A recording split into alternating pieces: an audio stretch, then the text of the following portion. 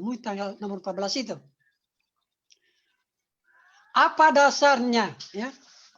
MUI mengambil prinsip itu? MUI itu dalam mengambil keputusan, kalau saya baca-baca konsiderannya, ada 8 ayat yang dirujuk. Ada 10 hadis yang dirujuk. Ada kaidah fikih, 7 kaidah yang dirujuk. Ditambah dengan beberapa pendapat ulama-ulama muktabar. Ulama yang sekaliber di atasnya ulama MUI. Itu yang dirujuk pendapatnya. Nah, bagaimana dengan tarjih Muhammadiyah? Kalau Muhammadiyah itu dalam memutuskan teksnya ya berbeda lah. Saya bahas dulu tentang MUI saja. Jadi, itu pengertian pertama dari MUI yang dimaksud tak terkendali. Yang kedua, dalam keputusan MUI dinyatakan yang berhak menentukan apakah kita terkendali atau tidak terkendali itu bukan kapasitas kewenangan MUI. Diserahkan kepada pejabat yang berwenang. Nah, dalam hal ini tentu pemerintah. Pemerintah yang punya kewenangan. Lalu pemerintah mendelegasikan kepada gugus percepatan penanggulangan COVID itu. Jadi, ditambahkan dalam edaran MUI itu kaitannya dengan ketentuan masalah ibadah. Umat Islam wajib mengikuti keputusan MUI. Itu artinya apa? Dalam konteks kehidupan negara Republik Indonesia, ulama sepakat, ijma. Pengertian ijma, baik NU, ulama Muhammadiyah, ditambah dengan MUI, sepakat dalam memahami kaidah itu tadi. Bahwa semasa pandemi COVID ini, salat Jumat diganti salat duhur, salat jamaah di masjid dilaksanakan di rumah, tarawih di masjid ditempatkan di rumah. Nah, itu pengertian pertama penjelasannya. Jadi pada hakikatnya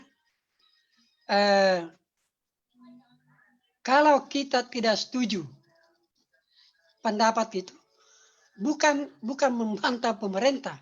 Pemerintah itu bukan urusannya mengatur tata cara beribadah.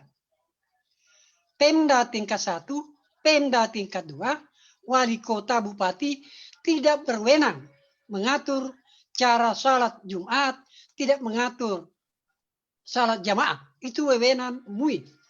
Jadi kaitannya dengan pemerintah setempat itu hanya melaksanakan, mengamankan, atau menjalankan keputusan MUI. Jadi kalau ada yang tidak setuju, seharusnya menyampaikan kepada MUI untuk disidangkan ulang di MUI. Nah, itu. Karena itu adalah kewenangannya MUI. Lain halnya kalau kita sudah bicara sebentar organisasi, itu lain lagi. Baik. Jadi di situ sumber persoalannya. Dasar kalau saya mau sebutkan dasar utamanya, kenapa kalau sudah ada jiwa satu terancam, maka sudah wajib untuk dijaga.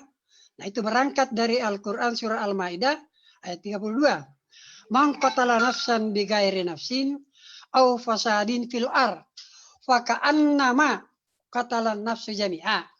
Siapa yang membunuh satu jiwa, siapa yang membunuh satu orang selain bukan karena orang itu membunuh atau dia berbuat fasad di muka bumi, maka seolah-olah dia membunuh seluruh manusia. Waman ahyahum, dan barang siapa yang memelihara kehidupan mereka, bahkan nama ahyan nasu jami'a, seolah-olah dia memelihara kehidupan seluruh manusia. Jadi menyelamatkan satu jiwa sama dengan menyelamatkan seluruh jiwa. Membiarkan mati satu orang sama dengan membiarkan mati secara keseluruhan. Itu prinsip utama yang dianut oleh MUI. Baik. Diskusi kedua, dari problem itu tadi. Tapi sebelum saya masuk diskusi kedua, saya ingin perlihatkan fatwa Majelis Tarjih. Ini Majelis Tarjih terkait dengan COVID sudah 2 kali mengeluarkan fatwa. Pertama, tanggal 24 Maret 2020. Isinya di poin ke-7. Dalam kondisi tersebarnya COVID-19 seperti sekarang. Maksudnya seperti sekarang, seperti tanggal 24 Maret sebelum Ramadan itu. Yang mengharuskan social distancing. Maka salat 5 waktu dilaksanakan di rumah masing-masing. Itu sebelum Ramadan sudah diambil keputusan itu. Apalagi masuk Ramadan malah yang terkena, yang terjangkit itu tambah banyak. Poin 10, salat Jumat diganti dengan salat duhur. Poin 11, azan sebagai penanda masuknya waktu salat tetap dikumandangkan pada setiap waktu salat wajib dan mengganti kalimat hayya 'alas shalah dengan sallu fi buyutikum. Yang pada poin ke-12, apabila kondisi menyebarnya COVID-19 hingga bulan Ramadan dan Syawal mendatang tidak mengalami penurunan, maka poin A, salat tarawih dilakukan di rumah masing-masing. B, apabila 1 Syawal mendatang tersebarnya COVID-19 belum mereda, salat Idul Fitri dan seluruh rangkaiannya, mudik, pawai, takbir, halal, bihalal, tidak perlu diselenggarakan. Itu fatwa pertama, bulan Maret. Lalu kemudian 5 hari lalu, tanggal 14 Mei 2020, keluar fatwa baru yang menjelaskan tentang pedoman tata cara salat Id. Di situ dikatakan bagi yang mau melaksanakan salat Id di rumah itu dipersilakan salat Id di rumah. Jadi keputusan tentang salat Id di lapangan ini malam rapat di wilayah membahas itu. Saya sebetulnya mau ikut tapi karena acara ini. Tapi saya duga keputusan yang diambil oleh wilayah tidak jauh beda dengan apa yang kita bahas pada kesempatan ini. Nah, itu jadi kalau bicara tentang warga Muhammadiyah, dia tidak ada lagi diskusi. Kalau ada, jadi yang ada itu, kalau mau beda pendapat, mau tidak mau mengikuti fatwa, itu hak pribadi. Tapi kalau kita mau mengambil etikanya, sebaiknya kalau kita bertanya, yang mana baik atau yang mana seharusnya? Organisasi yang ikut pada individu atau individu yang ikut pada organisasi. Maka tentu kita sepakat yang baik ialah yang individu ikut pada organisasi. Nah, kalau demikian pula kalau kita tanya tentang MUI, yang mana etis?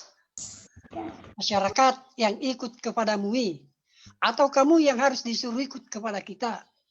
Tentu yang etis ya masyarakat ikut kepada MUI karena MUI sudah mengeluarkan fatwa. Itu tentang poin pertama. Diskusi poin kedua, ada protes dari masyarakat. Protesnya begini. Salat Jumat bagi umat Islam, katakanlah di Sulawesi, katakanlah di Parepare, masih wajib dilaksanakan sesuai poin kelima fatwa MUI tadi. Alasan yang dikemukakan ialah atau argumen yang diajukan masyarakat yang tidak setuju itu, 1, pasar masih terbuka, masih ramai, kafe masih terbuka, toko-toko masih terbuka, jalan raya masih ramai. Bagaimana mungkin masjid ditutup baru tempat-tempat lain bebas? Nah ini, Bapak sekalian, argumen ini ya perlu kita pahami. Tadi saya katakan begini, Urusan salat Jumat diganti duhur, itu urusannya MUI. Urusan menutup pasar itu bukan urusan MUI. Itu urusan pemerintah. Jadi, jangan diperhadapkan antara pasar dengan masjid. Jangan diperhadapkan antara masjid dengan jalanan. Karena apa? Seharusnya masjid dikendalikan sebagai tempat menularnya wabah. Pasar mestinya dikendalikan juga oleh pemerintah. Toko-toko juga seharusnya dikendalikan oleh pemerintah. Jalan raya juga seharusnya dikendalikan oleh pemerintah. Tetapi oleh pemerintah punya keterbatasan, kemampuan untuk mengendalikan semua pada waktu yang sama. Pada waktu bersamaan. Karena pasar itu dimensinya lain. Pasar itu adalah tempat mencari kehidupan. Tempat sumber kehidupan. Tempat berlangsungnya kehidupan. Meniadakan pasar sama dengan meniadakan kehidupan. Justru salat Jumat dipindahkan ke masjid, justru menjaga kehidupan itu sendiri. Itulah sebabnya saya katakan, jangan diperhadap-hadapkan ini barang, bukan kelasnya. Apa kaidah yang dipakai ulama? Ya memang seharusnya pada saat yang bersamaan semua dikendalikan. Tapi karena ada kemampuan, keterbatasan mengendalikan itu, maka berlakulah kaidah, ya. Mala yudaraku kullu, la yutraku jullu. Maksudnya, apa yang tidak bisa dilaksanakan secara keseluruhan, maka janganlah ditinggalkan secara keseluruhan. Jadi jangan terbalik. Kalau kita tidak bisa mengendalikan secara bersamaan masjid, pasar, jalanan, kafe, toko, karena kita tidak bisa mengendalikan, maka jangan dilepaskan semua. Jadi, karena pasar tidak bisa dikendalikan, maka jangan dilepaskan masjid. Nah, itu maksud kaidah tadi. Mala yudraku kullu, la yutraku julluh. Jadi, kaidah-kaidah ulama fikih dalam mengambil prinsip-prinsip hukum itu punya aturan sendiri, punya metode tersendiri. Jadi jangan dikacaukan lah. Itu pendapat daripada majelis ulama itu. Baik. Diskusi yang ketiga ada, atau katakanlah ragam penolakan masyarakat yang ketiga. Argumennya ialah, toh seperti di beberapa daerah, katakanlah termasuk di Parepare, PSBB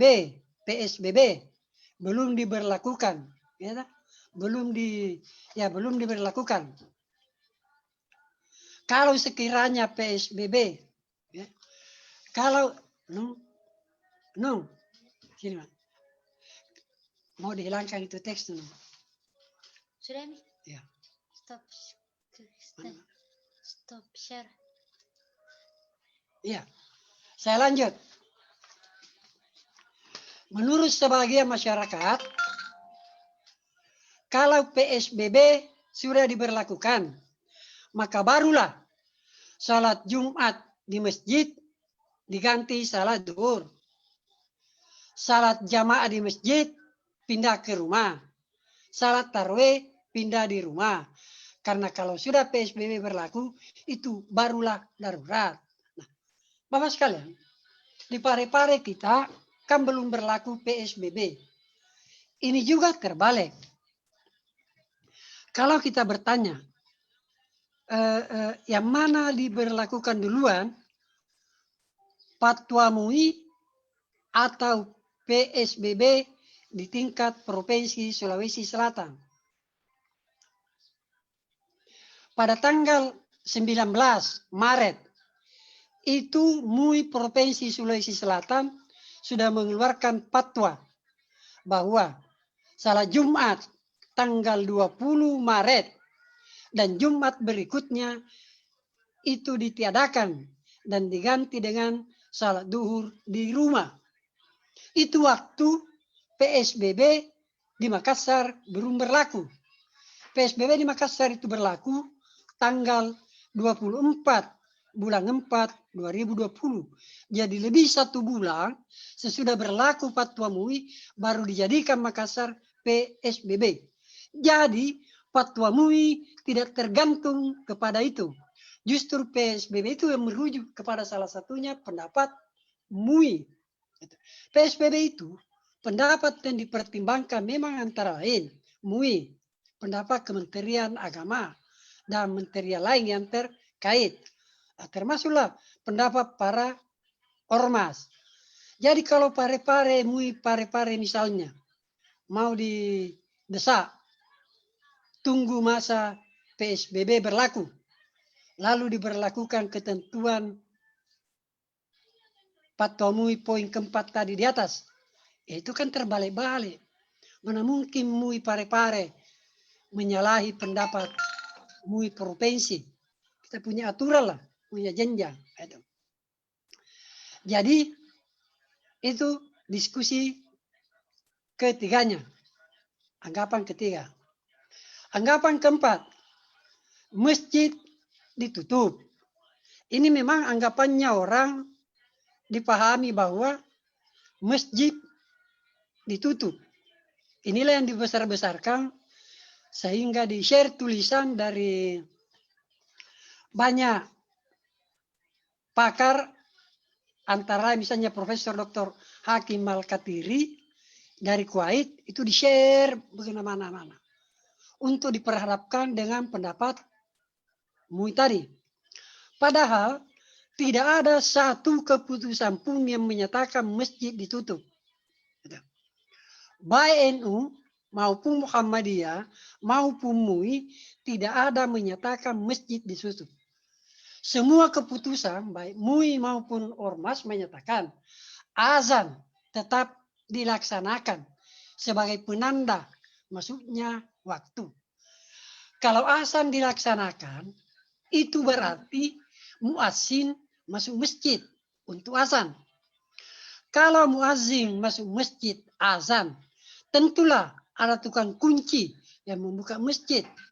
Berarti setiap waktu masuk minimal ada tukang azan, ada tukang kunci.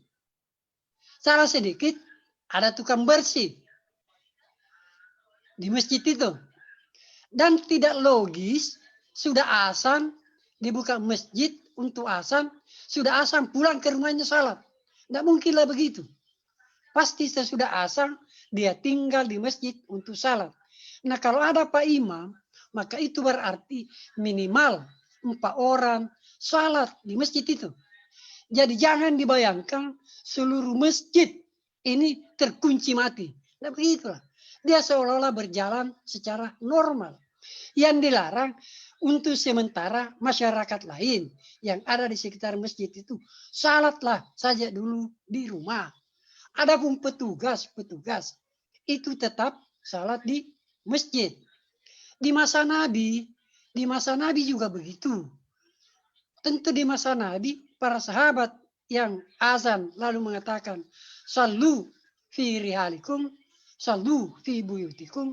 Dia salat, dia ada di masjid dan dia salat di masjid. Nah, gitu. Jadi tadi ini maksudnya di seolah-olah begitu. Jadi ada pemahaman yang kurang pas tentang masjid itu ditutup.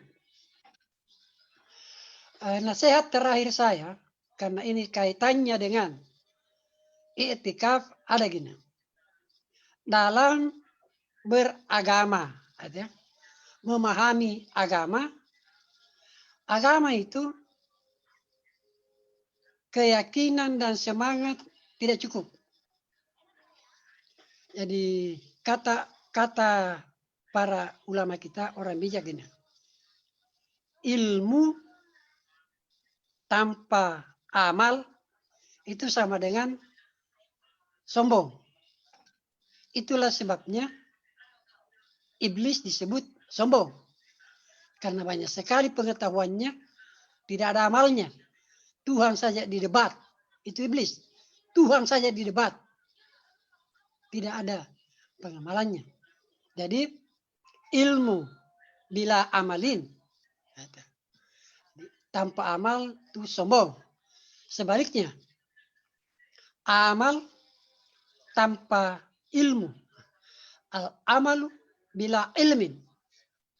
Itu sama dengan majnun. Orang gila. Orang gila itu banyak bisa dia buat. Dia bisa beramal apa saja. Tapi semua amalnya bila ilmin.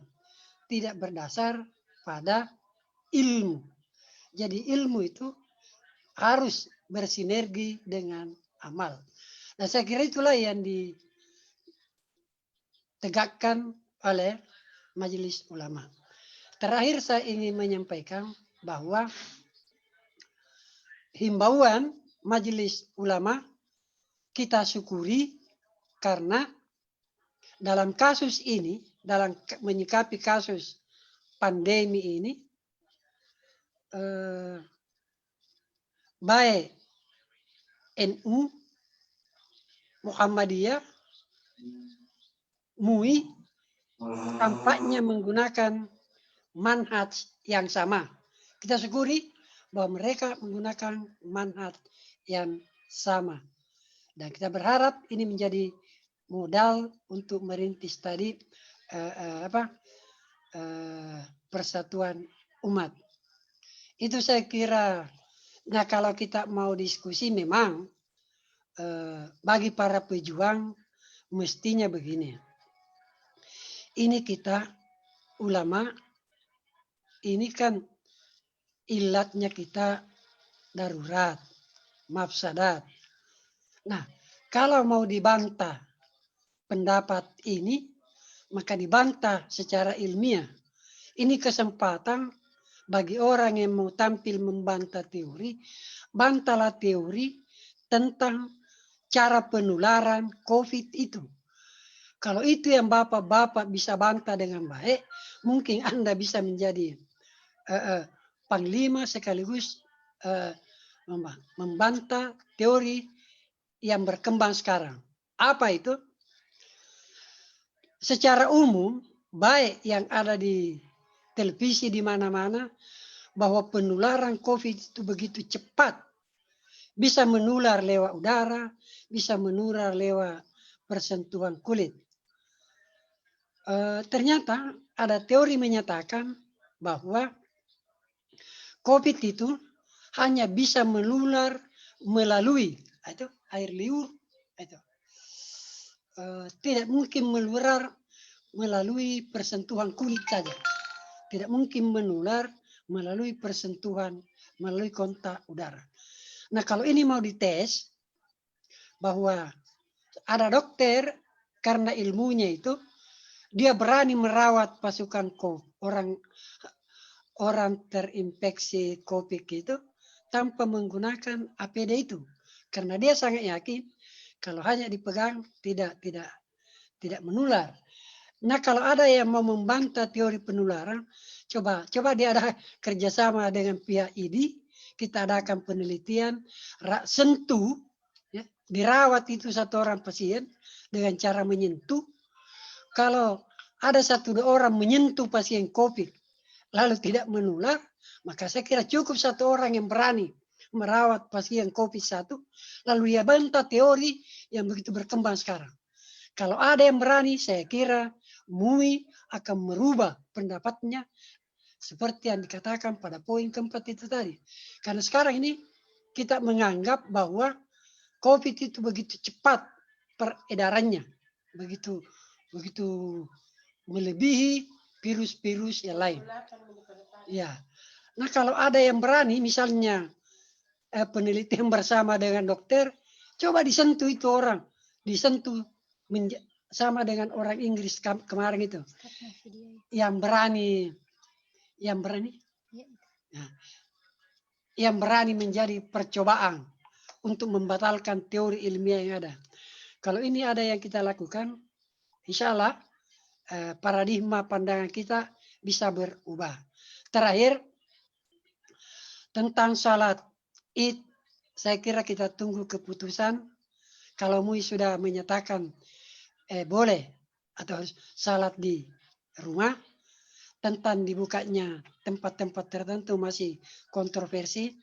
Kalau di Muhammadiyah kita dengar keputusan ini malam tentang rapat PDM dan pimpinan wilayah dan Majelis Tarji Muhammadiyah Sulawesi Selatan.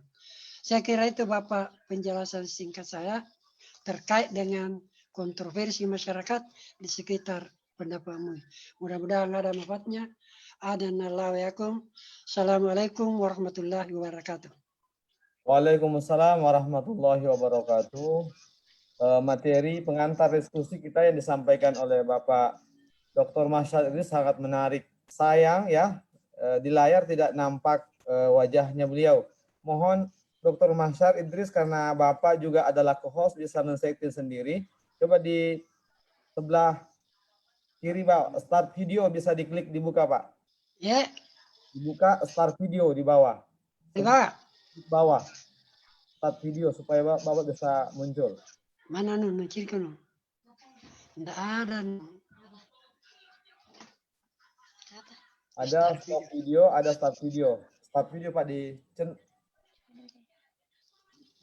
sudut kiri bawah. Sudah nyala Pak Saiful.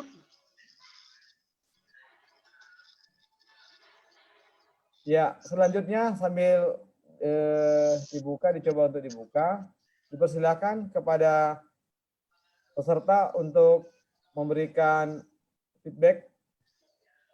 Kita berdiskusi malam ini. Alhamdulillah ada yang raise hand. Pak Dr. Idris Usman, Wakil Sekretaris Majelis Ulama Indonesia Kota Parepare. Silakan Ustaz.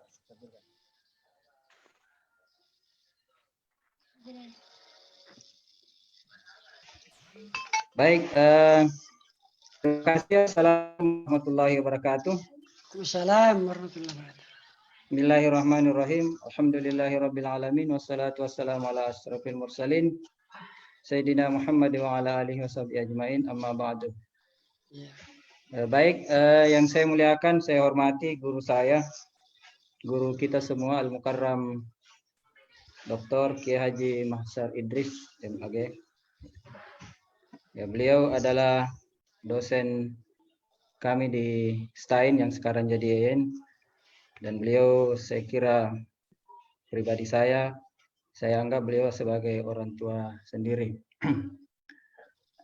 Saya kira apa yang disampaikan oleh Al-Mukarram tadi tentang kontroversi, saya juga memang tadi agak sedikit mau memprotes itu judul tentang kontroversi fatwa MUI.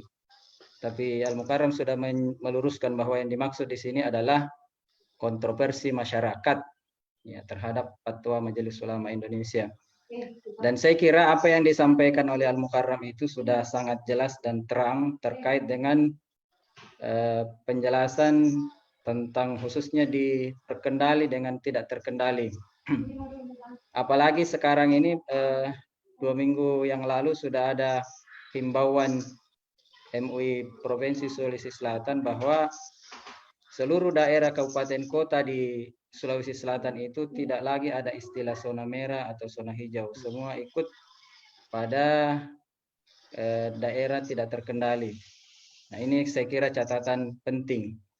Saya juga menggarisbawahi apa yang disampaikan oleh Guru tadi tentang ijtihad pribadi memang sangat dimungkinkan oleh seseorang, dan saya kira kita yang semua yang hadir di tempat ini kurang lebih 62 orang menurut catatan yang saya lihat ini, itu boleh saja membuat ijtihad pribadi. Tapi sebagaimana yang disampaikan oleh Guru bahwa ketika sudah ada ijtihad atau keputusan dari ulil amri, dalam hal ini ulama kita atau pemerintah, maka saya kira kita kembali pada kaidah usul fikih yang mengatakan bahwa hukmul qadhi yarfa'ul khilaf, bahwa keputusan atau fatwa, himbauan, edaran dari al-qadi dalam hal ini pemerintah atau Majelis Ulama Indonesia atau organisasi Islam itu sudah menghilangkan perbedaan.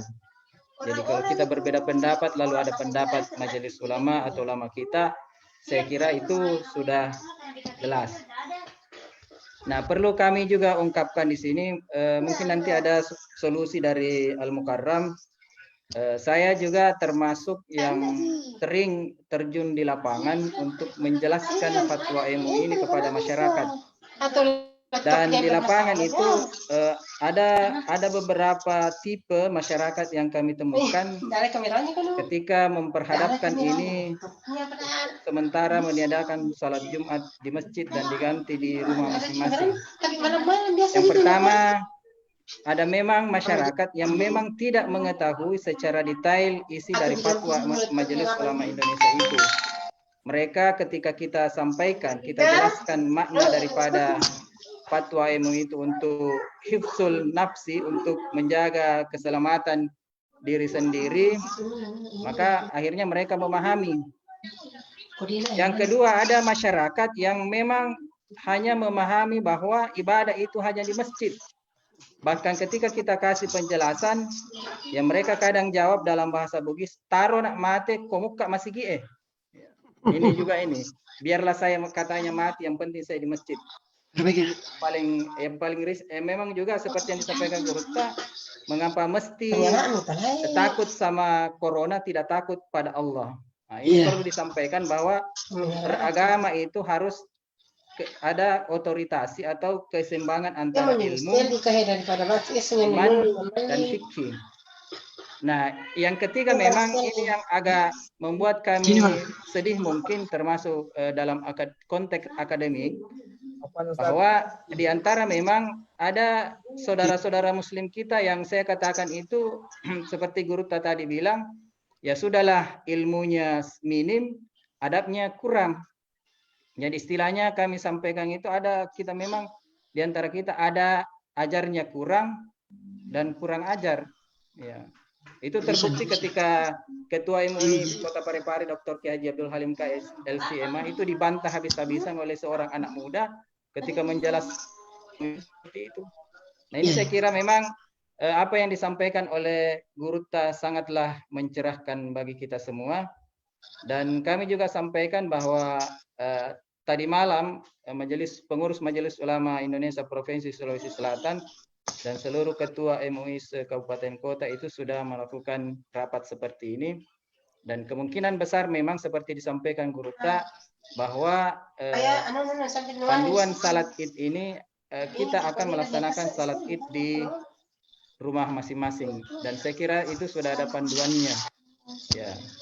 Dan luar biasa memang nanti ini mungkin seperti malam taruh ini dengan adanya COVID-19 ini maka akan bisa sebenarnya masuk rekor muri itu bahwa di Indonesia atau di dunia ini itu tercipta imam terbanyak di dunia. Bayangkan seperti ini Pak Badar sama-sama di Orchid, masing-masing salat di rumahnya masing-masing, luar biasa imam. Dan juga nanti pada salat Id itu akan banyak imam dan khatib. Jadi kemungkinan kalau di rumah masing-masing kita tahu yang jadi imam, kita tahu yang khatib, kita tahu yang azan. Jadi luar biasa banyaknya pahala yang didapatkan.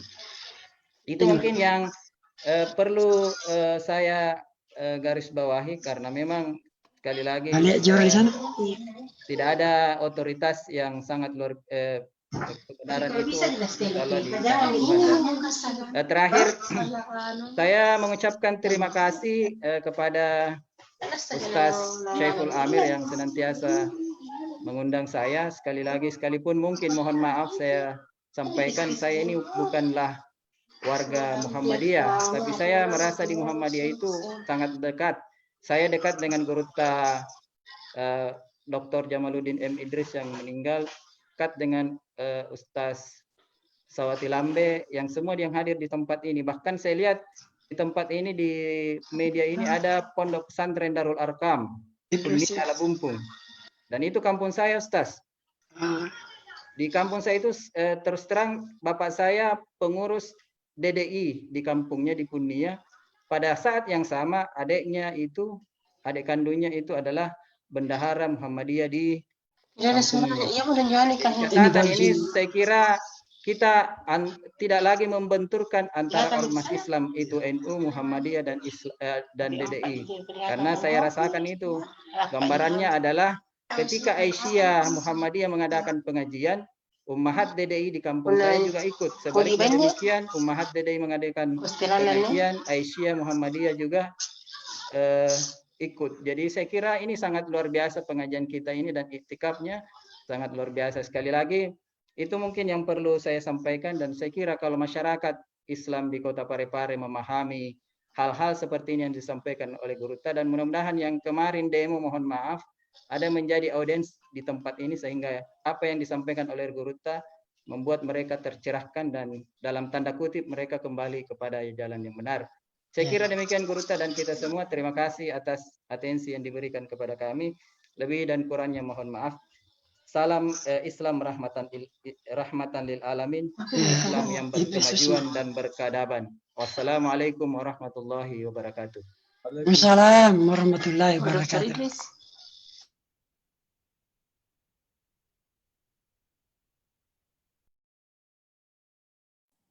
Terima kasih banyak Ustadz Dr. Idris Usman atas beberapa pandangan-pandangannya. Selanjutnya kepada Bapak Ibu sekalian yang mau bertanya, dipersilakan. Silakan raise hand atau chat, saya akan bacakan.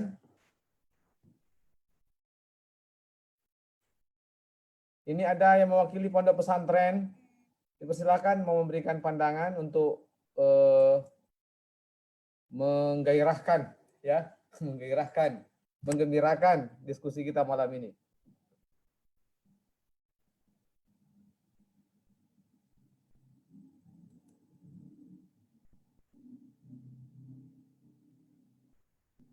Ada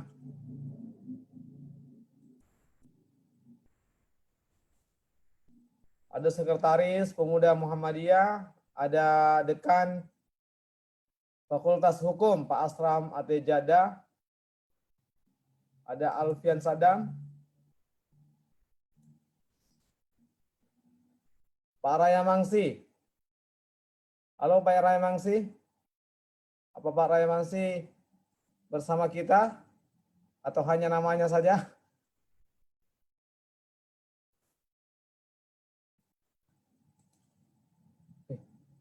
Ini kan? Ini.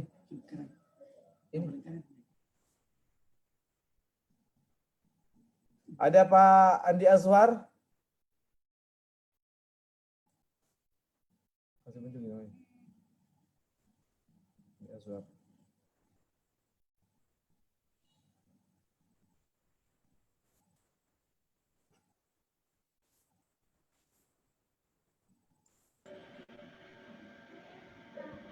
Ya, Pandi Azwar. Dan begini-begini gayanya, ini biasa tidak ada orangnya.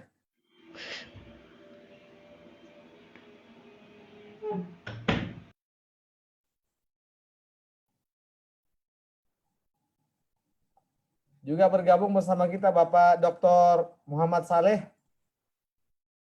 Wakil Rektor 3 IAIN, Parepare.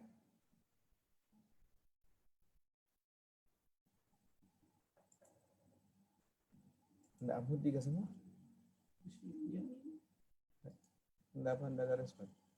Alladzi biyadihi al-mulku wa huwa ala kulli syai'in qadir. Alladzi khalaqa sab'a.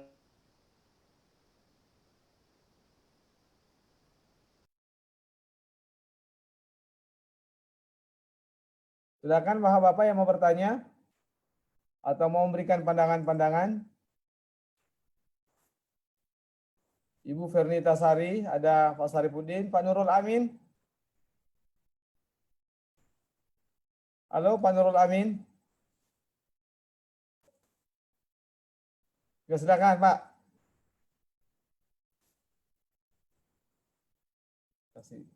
Ya, Assalamualaikum. Waalaikumsalam warahmatullahi wabarakatuh. Assalamualaikum. Waalaikumsalam. Silakan Pak. Ya. Ya. Saya pikir apa yang sudah dijelaskan oleh kedua narasumber itu sudah cukup mewakili satu pihak yang sepaham. Cuma saya sering juga sering ketawa juga kalau melihat pandangan yang berseberangan, yang tetap bersikukuh untuk berjamaah di masjid, bahwa seperti yang disampaikan oleh Pak Kiai Haji Dr. Masyar Idris, bahwa kenapa masjid ditutup sementara pasar dibuka, mal-mal dibuka, Alfamart, Alfamidi masih dibuka. Saya sih kadang kalau di sosial media iseng-iseng saja, saya bilang, begini, kita balik saja. Masjid kita buka, semua masjid kita buka, tapi pasar kita tutup. Semua yang menyangkut kebutuhan hidup orang kita tutup. Nah, pasti nanti reaksinya terbalik lagi. Loh, kenapa pasar ditutup? Kan kalau masjid bisa sholat di rumah, kalau pasar bagaimana kita makan? Nah, mungkin seperti itu yang bisa kita pakai untuk menyangga orang-orang yang sedikit, menurut saya sedikit aneh ini. Ya, demikian masukan saya, Pak Ustadz. Makasih. Assalamualaikum warahmatullahi wabarakatuh. Waalaikumsalam. Ya, terima kasih Pak Nurul Amin. Logikanya logika untuk orang awam, ya. Ada lagi yang lain, Bapak Ibu? Silakan raise hand. Sudah masuk Pak Haris, saya lihat jadi Pak Haris. Ya, Ustaz Badar, ada yang mau disampaikan?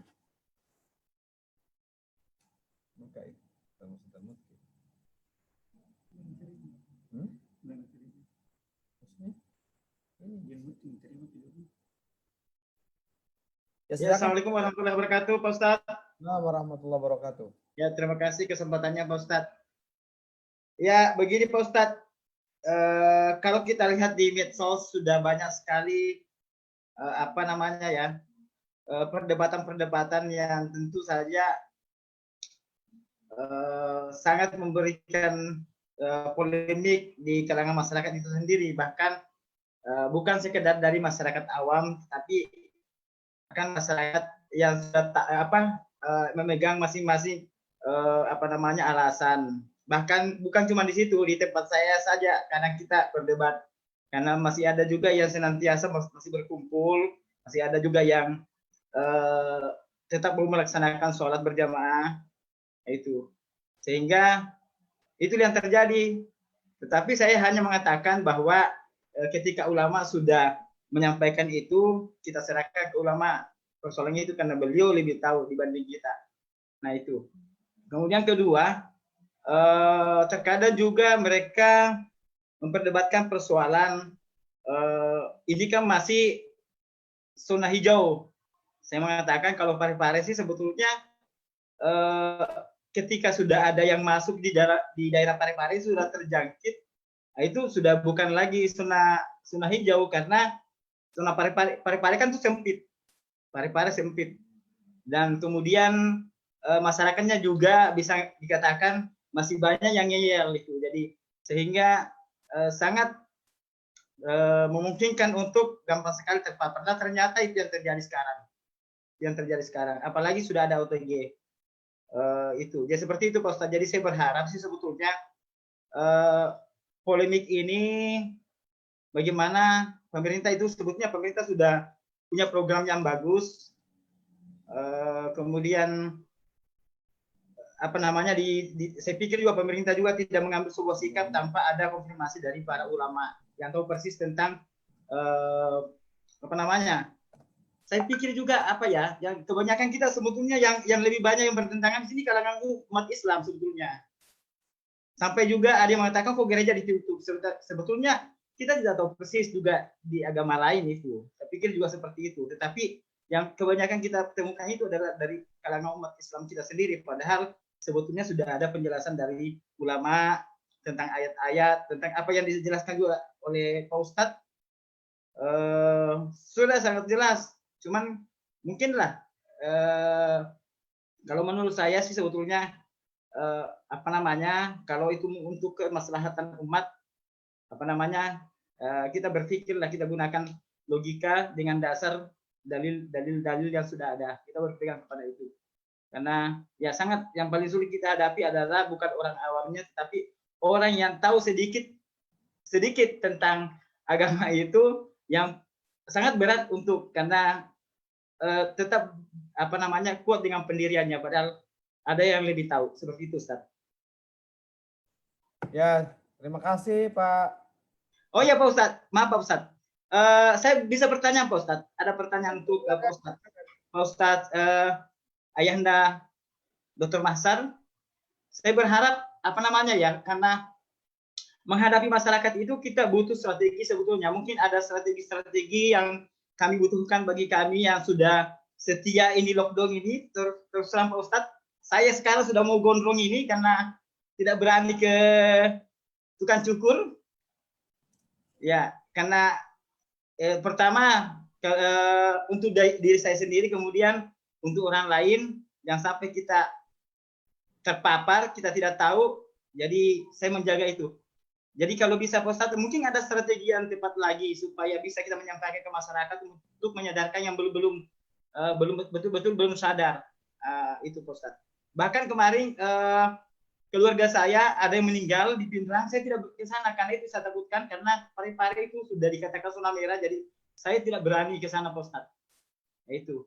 Karena apalagi di Pindrang sekarang sudah ada penyampaian dari keluarga bahwa mereka yang datang ke Pindrang tanpa bukan KTP Pindrang akan dikarantina, jadi itu juga. Jadi mungkin saya tidak akan pulang Lebaran karena itu yang saya jaga. Seperti itu Pak Ustadz. Ya. Jadi mungkin ada strategi lagi lah bagaimana kita membantu pemerintah untuk menyadarkan masyarakat supaya tidak dengan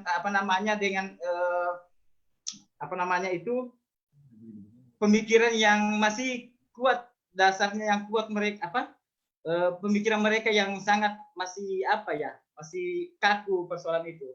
Saya pikir seperti itu. Ya, itu. Terima kasih Pak Badar atas terima kasih Ustaz. Assalamualaikum. Dan pertanyaannya. Ya, sebelum dijawab oleh narasumber, mungkin masih ada yang lain, bapak-bapak yang lain mau mengajukan pertanyaan ataupun mungkin tanggapan.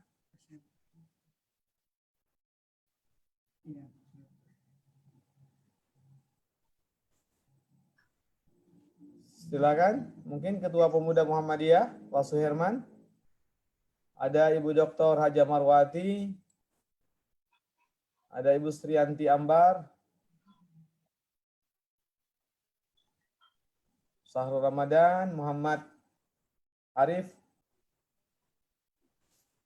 Ada lagi Bapak, Ibu? Ya silakan Bapak, mau bertanya? Pak Mas Mitro.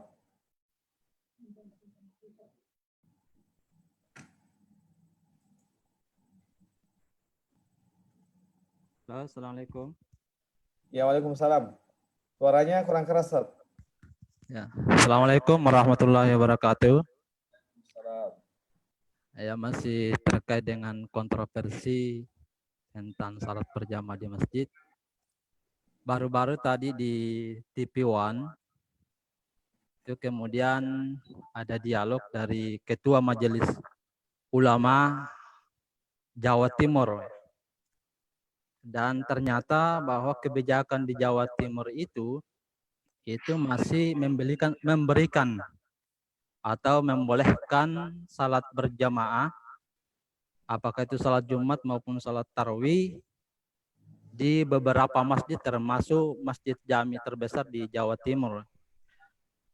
Artinya apa? Bahwa kalau ternyata kemudian ada masyarakat yang kemudian masih nekat untuk salat berjamaah khususnya di kota Parepare, ya mungkin mereka melihat bahwa di majelis ulama ini itu ternyata ada perbedaan. Jadi ada perbedaan pandangan terhadap fatwa Majelis Ulama Pusat atau Indonesia. Oleh karena itu ya, karena di sini ternyata kalau saya secara pribadi ya, saya ya mungkin tadi Kanda Dr. Idris Usman sebagai Sekretaris Majelis Ulama Kota Parepare. Ya, beliau adalah orang NU sama dengan saya, tetapi saya tetap mengikuti, sudah 4 malam saya ikuti pengajian ini, itikaf ini, walaupun saya secara pribadi dari anak-anak sampai sekarang adalah NU dan Tulen DDI, tapi saya tidak persoalkan terkait dengan organisasi. Di mana ada ilmu dikaji, maka saya akan ikut untuk tambah wawasan. Oleh karena itu, ini kepada gurunda saya, ayahanda saya, Dr. Mahsyar, mungkin ada penjelasan yang bisa diberikan kepada masyarakat terkait dengan kenapa terjadi perbedaan di Majelis Ulama provinsi, khususnya di Jawa Timur itu. Juga mungkin ada klarifikasi penjelasan ya dari Kanda Dr. Idris Usman sebagai Sekretaris Majelis Ulama Kota Parepare, kenapa di Jawa Timur itu ya, ada kelonggaran yang diberikan oleh Majelis Ulama Provinsi Jawa Timur, dan itu kemudian direspon oleh pemerintah daerah mereka. Ya, ini mungkin perlu penjelasan sehingga ya kalau kemudian ada masyarakat yang nekat dan memang masih ada beberapa masjid yang melakukan salat tarawih walaupun ya mungkin dengan sembunyi-sembunyi atau dengan cara yang lain. Nah, karena mereka melihat seperti itu bahwa mereka mengikuti ulama Jawa Timur, ya, Majelis Ulama Jawa Timur. Saya rasa ini yang ingin saya sampaikan dan terima kasih atas tanggapan nanti yang diberikan kepada kami. Mudah-mudahan bisa menjadi pencerahan bagi saya pribadi dan kepada masyarakat yang masih nekat salat berjamaah di masjid. Allahumma afiq ila aqwamit thariq. Assalamualaikum warahmatullahi wabarakatuh. Waalaikumsalam warahmatullahi wabarakatuh. Terima kasih Bapak Ustadz Ahmad Sumitro. Jadi sedikit penjelasan bahwa forum I'tikaf Ramadan ini memang meskipun Lazismu dan Umpar menginisiasi, tetapi ini terbuka untuk umum. Karena kalau kita bicara dunia virtual, maka tidak bisa lagi tersekat-sekat orang, ya. Termasuk dari manapun, ya, kita bisa berdiskusi secara terbuka. Terima kasih Ustadz Ahmad Sumitro. Kita sebelum sesi berikutnya, ya, mungkin ada Ustadz Usman Sangkala di sesi kedua siap memberikan pandangan-pandangan. Kita persilakan kepada Ustadz Dr. Mahsyar Idris, juga pada Ustadz Idris Usman, ya, atas pertanyaan tadi. Kenapa ada perbedaan di internal MUI sendiri, tidak seragam? Dipersilakan Ustadz. Ya, Pak Ustadz Idris dulu. Silakan Ustadz. Ya. Oke, baik. Terima kasih. Assalamualaikum warahmatullahi wabarakatuh. Jadi terkait apa yang disampaikan oleh Adinda Sumirto tadi sebenarnya tentang Majelis Ulama Jatim itu meminta supaya tempat ibadah wabil khusus masjid di Jawa Timur itu dibuka kembali. Sementara sebenarnya Jawa Timur itu masih dalam kondisi PSBB. Mungkin kapasitas saya sekalipun saya juga pengurus MUI, dan saya kira di forum ini banyak pengurus MUI termasuk Gurta Dr. Mahsyar. Ya, tapi memang secara jalur komando itu antara pusat, provinsi dan kabupaten kota itu tidak ada jalur bukan jalur komando. Jadi perlu dipahami bahwa ketika pelantikan di MUI itu tidak ada istilah pelantikan, yang ada adalah ta'aruf, perkenalan. Jadi mungkin hanya saya ingin menyampaikan bahwa misalnya di ormas lain, ormas Islam yang lain seperti PWNU, dan saya kira juga yang disampaikan Gurta Dr. Mahsyar tentang kaitannya dengan fatwa Majelis Tarjih Muhammadiyah, saya kira mereka sependapat dan meminta kepada MUI Jawa Timur itu untuk berhati-hati dalam mengeluarkan fatwa itu. Termasuk tadi saya baca juga Ustaz, mungkin pada saat bersamaan di TV One itu Ketua Ikatan Dokter Indonesia itu meminta dengan sangat berharap kepada MUI Jawa Timur supaya tidak mengeluarkan fatwa untuk salat di rumah di tempat ibadah, membuka masjid. Mereka meminta karena sebagaimana yang disampaikan oleh Guru tadi bahwa belum ada teori yang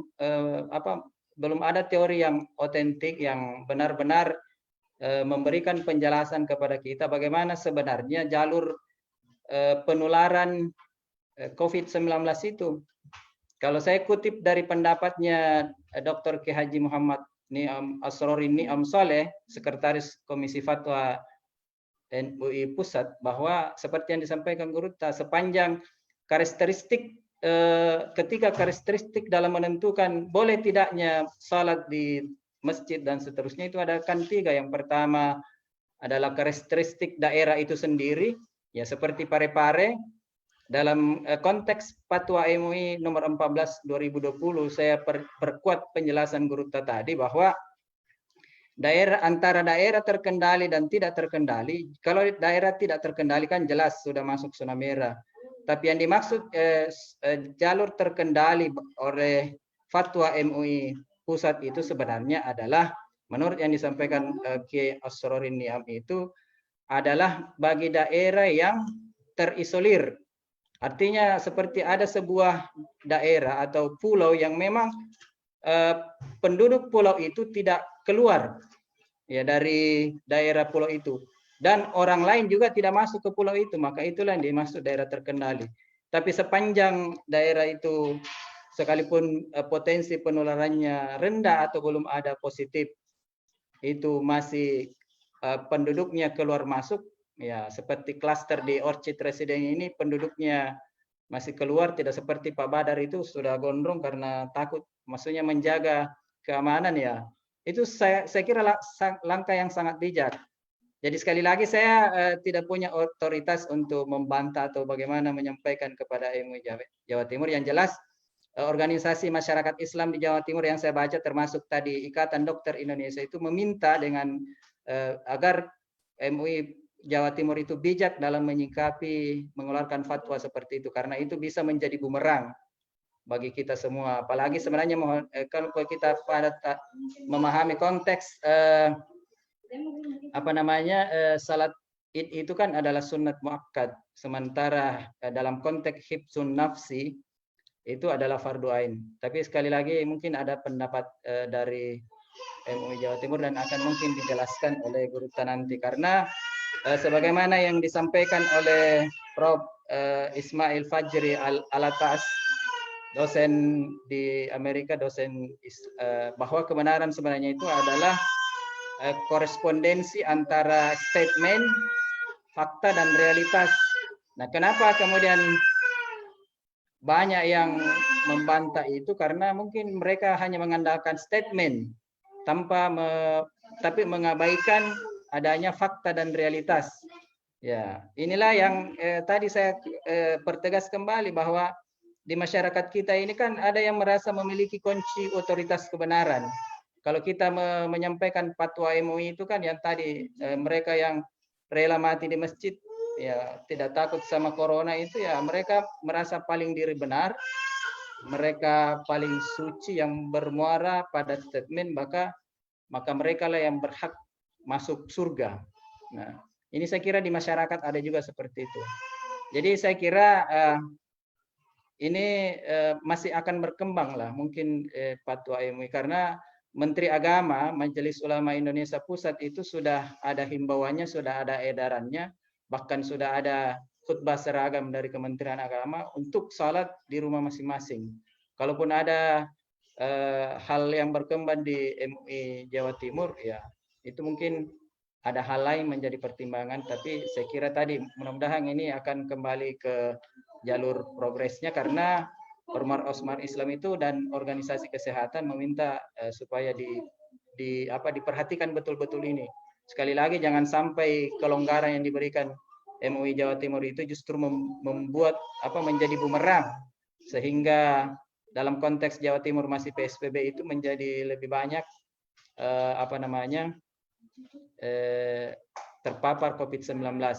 Nah, ini juga mungkin Tabe saya tambahkan sedikit tentang adanya statement saudara-saudara kita khususnya di Parepare, bahwa itu kan ternyata setelah ada orang-orang yang positif di Parepare ini kan tidak ada klaster masjid. Yang ada klaster Kapurung, yang ada klaster Lakasi dan seterusnya.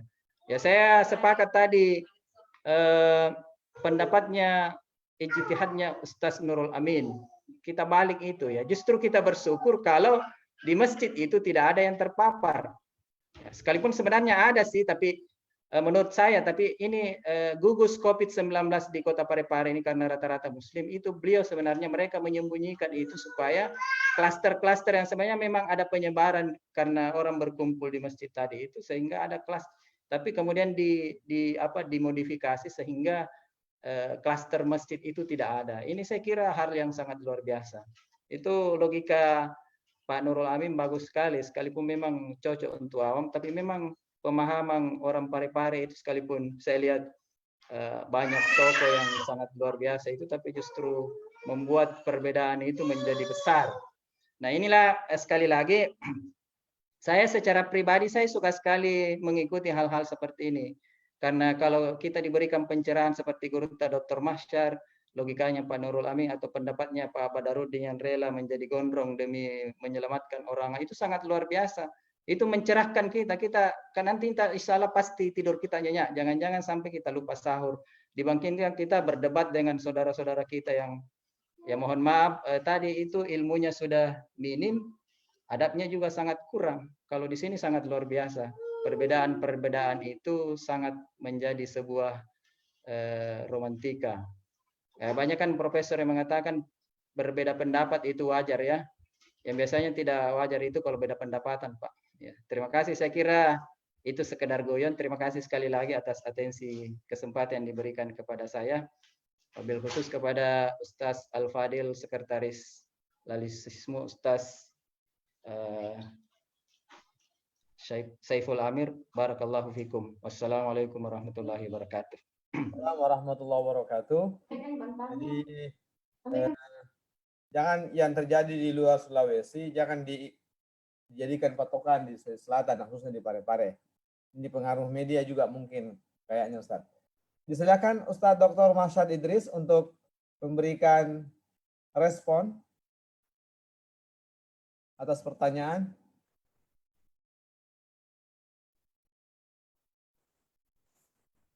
Pak Mahsyad Idris. Didengar Pak Saiful? Silakan, Pak. Halo? Halo Pak Saiful? Pak, silakan, Pak. Ya? Silakan Pak menjawab. Baik. Saya mulai tadi dari terima kasih Ananda Dr. Idris Usman ya, Sekretaris MUI Parepare. Tadi begini, ya memang masyarakat kita dengan pernyataan-pernyataan yang cenderung kita memahami nekat ya. Jadi kualitas diri itu kan tergambar dari ucapan-ucapan. Taruh nak mate, komua imasijie. Artinya ucapan itu sudah menggambarkan karakter kediriannya. Ya memang begitu keadaan masyarakat kita tergambar sekali. Seperti yang Anda tadi jelaskan bahwa disebabkan karena tingkat pengetahuan mereka yang tidak sama dengan masyarakat pada umumnya. Itu. Kalau dicari apa akar masalahnya memang berangkat dari pendekatan iman. Jadi masalah COVID ini, wabah ini, orang sakit ini, ya, pandemi, dia jelaskan dari perspektif iman. Bahwa sakit itu urusan Tuhan, tidak ada penyakit yang tidak ada obat, mati itu urusan Tuhan. Dalam pandangan MUI, diskusi itu bukan itu sudah selesai. Kita semua tidak ada yang bergeser sedikit pun keyakinan bahwa mati hidup, sakit, sehat, itu semua tergantung kepada Allah. Itu tidak ada diskusi di situ.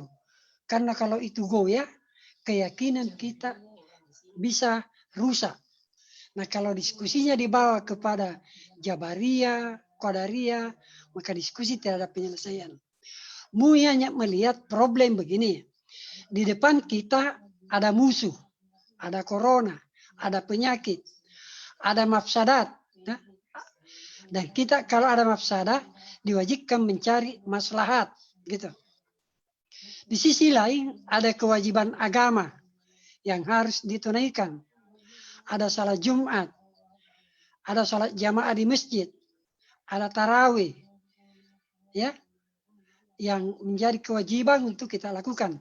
Nah, bagaimana memahami, mencari solusi dari dua problem yang berhadapan itu, mencari masalah dari mafsadah dan melaksanakan kewajiban di tengah situasi sulit.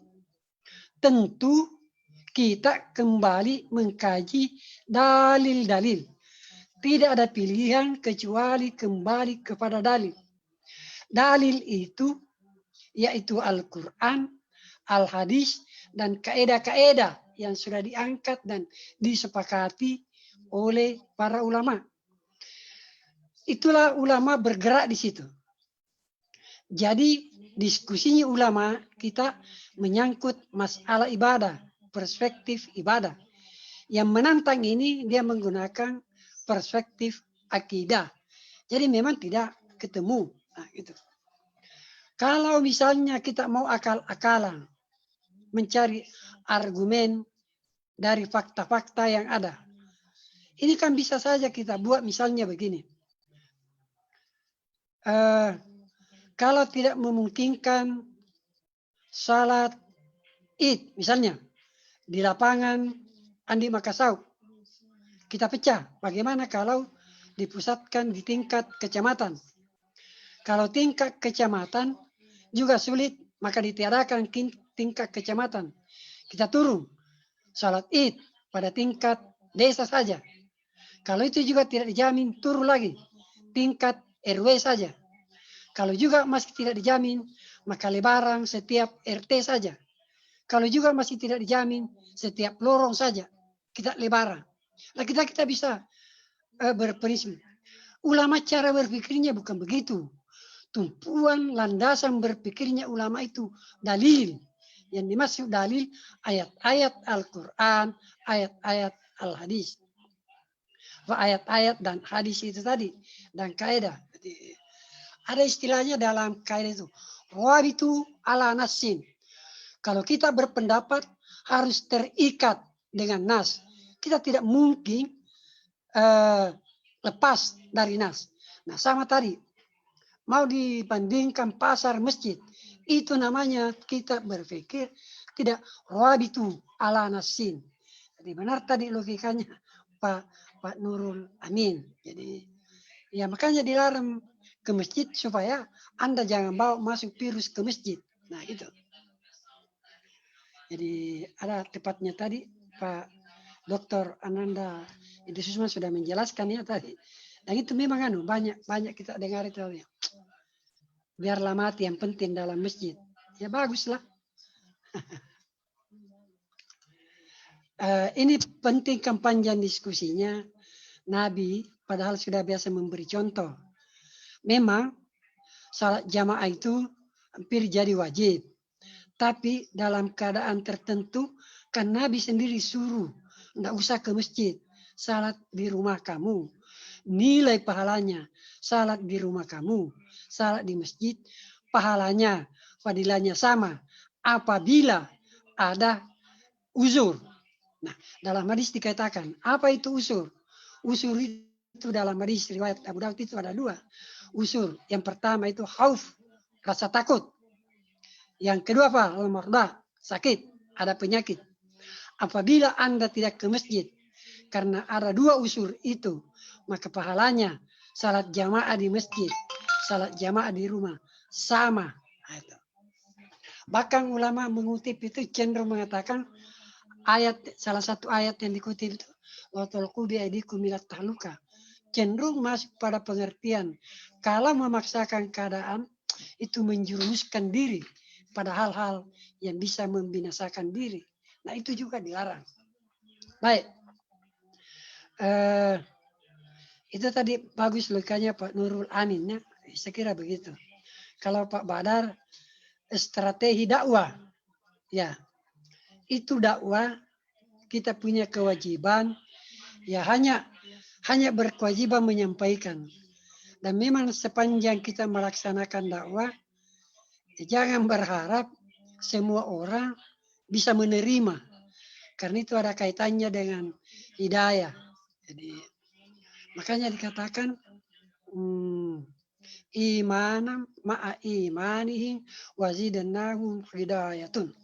Jadi iman itu dia harus bertambah dengan iman, lalu mendapat petunjuk, lalu mendapat hidayah.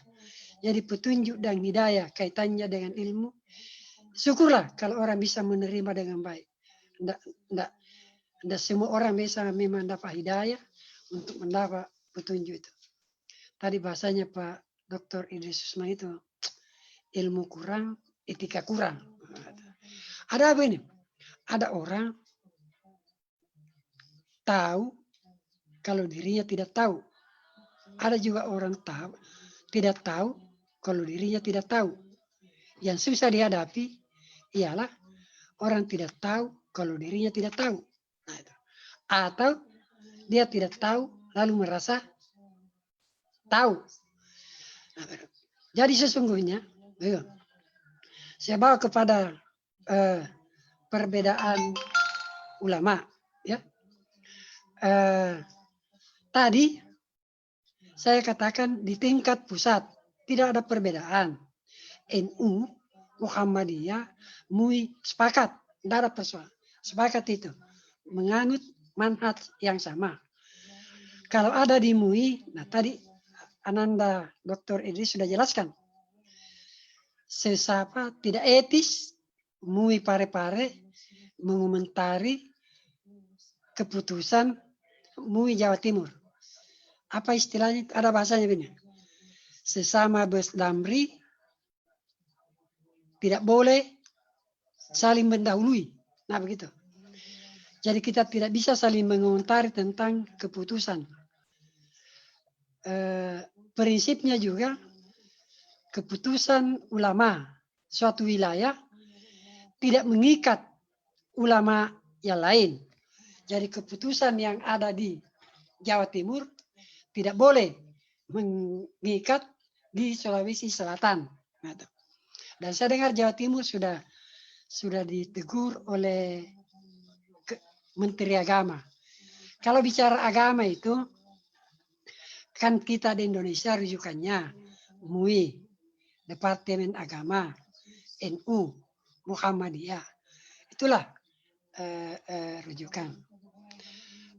Kemudian ini tentang salat, perbedaan pandangan selanjutnya, khususnya ini salat Jumat, karena masih ada satu kali selama Ramadan.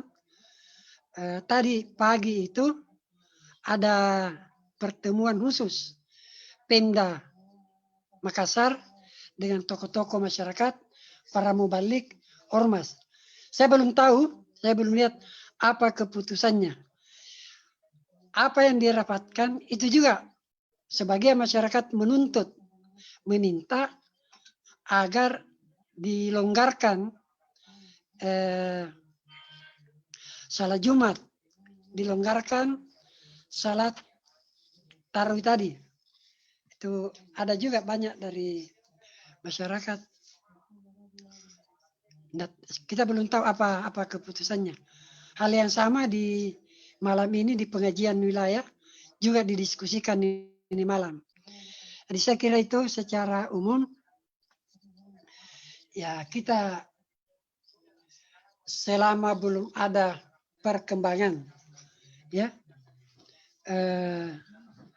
tentang COVID ini ya kita mengikutilah petunjuk MUI itu. Kecuali mungkin saya juga percaya mungkin 1 bulan ke depan akan ada perubahan paradigma. Mungkin dari ini juga ada perkembangan baru yang bisa terjadi. Kalau ada perkembangan baru terkait trauma COVID itu, maka saya percaya MUI itu akan mengikuti itu, karena pada prinsipnya MUI menganut kaidah itu al-hukmu yadurru wa illah. Jadi tergantung ke situ sebentar perkembangannya. Tapi sepanjang teori COVID yang berlaku sampai hari ini, ya kita masih harus mengedepankan pencegahan itu, masih mengedepankan kehati-hatian, mengedepankan aspek menolak mafsadah dan meraih maslahat. Ya saya kira itu penjelasan saya terkait dengan tanggapan bapak-bapak, adik-adik sekalian. Terima kasih. Assalamualaikum warahmatullahi wabarakatuh. Waalaikumsalam warahmatullahi wabarakatuh. Ya, sudah kita dengarkan bersama tanggapan dari Dr. Mashhad Idris. Mungkin masih ada sesi kedua, bapak-bapak, ibu-ibu peserta pengajian I'tikaf ini. Ada Ustadz Usman Sangkala, apa masih bergabung bersama kita? Ada Muhammad Jafar, Adi Zainuddin dari Sopeng.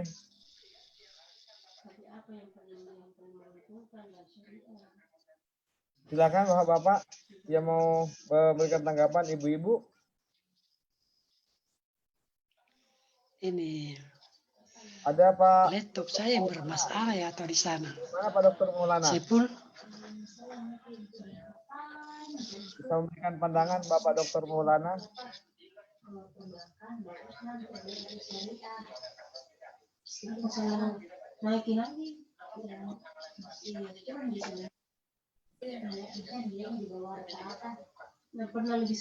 Adi Anir, Ahmad Yani, masih bersama kita semuanya.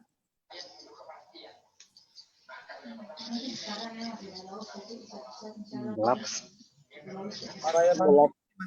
Siapa yang masuk? Enggak. Sesinya nggak dalam. Pak Muhammad Saleh. Pak Saleh, Pak Saleh. Silakan Pak Dokter Saleh.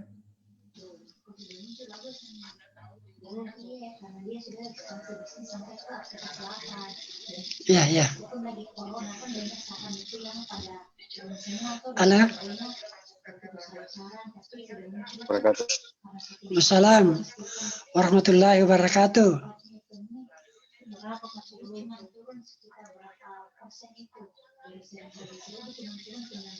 Nggak didengar Pak Sepul. Berdiskusi katanya dengan Fatma MUI, apa yang disampaikan oleh Ustaz Mashhad ditambah dengan Ustaz Dr. Idris itu adalah informasi-informasi yang dapat mencerahkan bagi umat bagaimana ada penyadaran pada umat, pada khususnya bagaimana menghadapi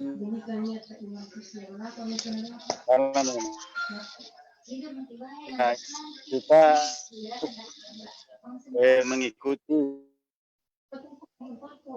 ini yang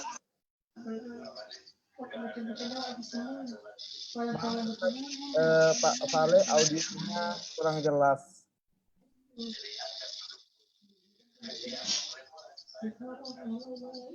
Atau lepas headsetnya, coba.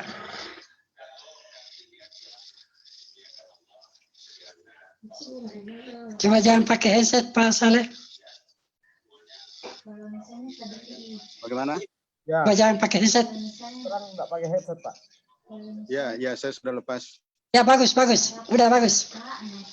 Baik, silakan.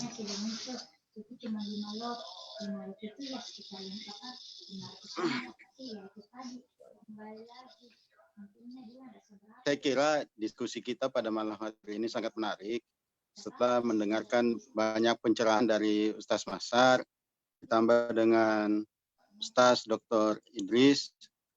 Ini yang perlu disampaikan ke masyarakat.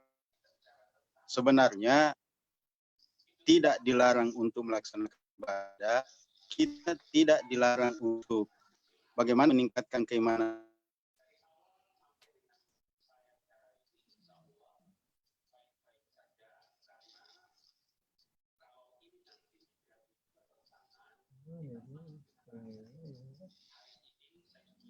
Tidak didengar Pak Saiful. Lain, kita tidak membanding-bandingkan. Ya, misalnya ada yang masyarakat yang membandingkan, ya seperti yang dikatakan Pak Nurul Amin tadi, ada yang membandingkan antara masjid dengan pasar. Itu tidak bisa kita bandingkan, karena masing-masing tempat itu punya fungsi yang berbeda. Nah ini. Dan memang sini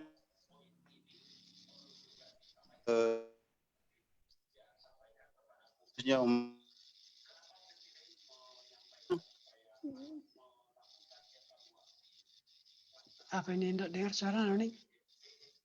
Sinyal Pak di tempatnya. iman tanpa ilmu itu ya ketakwaan itu akan lemah dan ini banyak terjadi. Ya, merasa imannya paling tinggi tapi ilmunya kurang.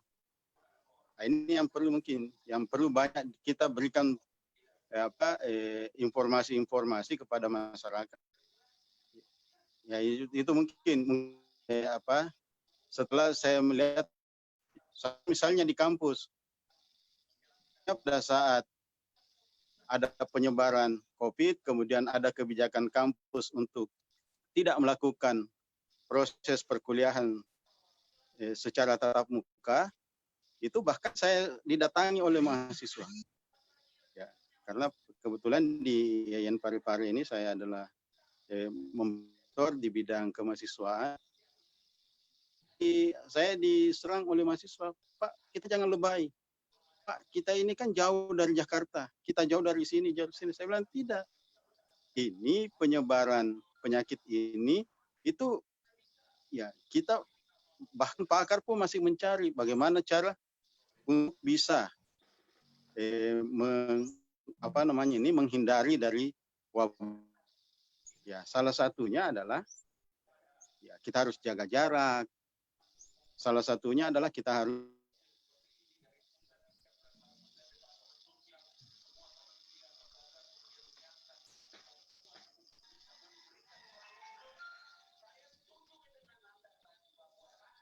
tindakan preventif. Dan ini saya kira itu yang paling bagus. Tunggu, nanti ada yang kena, baru kita mau melakukan tindakan-tindakan itu. Tapi sebelum, kita harus mencegah. Nah, ini yang banyak terjadi di masyarakat kita. Orang-orang banyak yang yang menunggu nanti ada yang kena, baru mau menghindari. Hal yang diutamakan adalah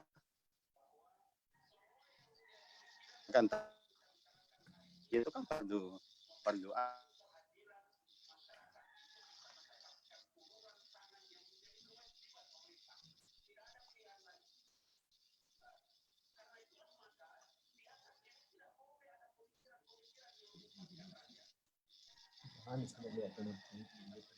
telah dianjurkan oleh ulama-ulama kita. Itu yang saya kira itu pandangan-pandangan saya. Terima kasih Ustaz Saiful. Assalamualaikum warahmatullahi wabarakatuh. Bapak Dr. Muhammad Saleh, terima kasih atas pandangannya dan responnya. Meskipun mungkin sinyal tidak kedengaran baik, tapi bisa kita tangkap maksudnya. Terima kasih banyak, Ustadz. Yang lain mungkin Bapak-Bapak sekalian, dua terakhir ini. Kalau ada yang mau bertanya, dua terakhir atau memberikan tanggapan, dipersilahkan. Kalau tidak, kita akan close karena sekarang waktunya sudah masuk pukul 22.56. Ustadz Sarif mau bicara? Sarif? Ada, oh ya.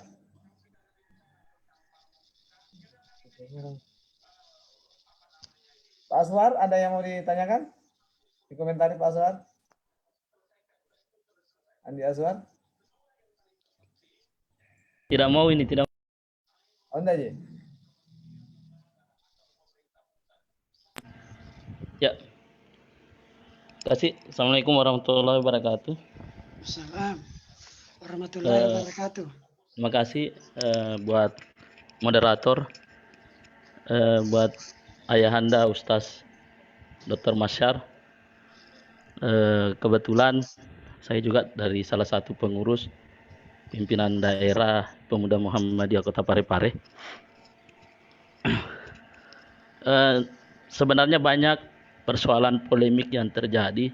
Bahkan kalau kita pikir tadi bahwa berbeda pandangan antara MUI Jawa Timur dengan MUI yang ada di Sulawesi Selatan, kita juga tidak bisa terlalu kaitkan dengan persoalan itu. Tapi yang jadi persoalan bahwa ada beberapa daerah, mungkin ini saya nggak tahu apakah hoax atau gimana, edaran yang keluar dari Kabupaten Sidrap sana, kemudian dari Kabupaten Pindrang, dan ini berdekatan dengan daerah kita, bahwa apalagi kalau berbicara tentang persoalan zona mungkin hampir sama dengan zona yang kita dapatkan di Kota Parepare, terutama yang ada di Sidrap kemarin sudah tercover sampai 20 orang, begitu pula di Kota Parepare.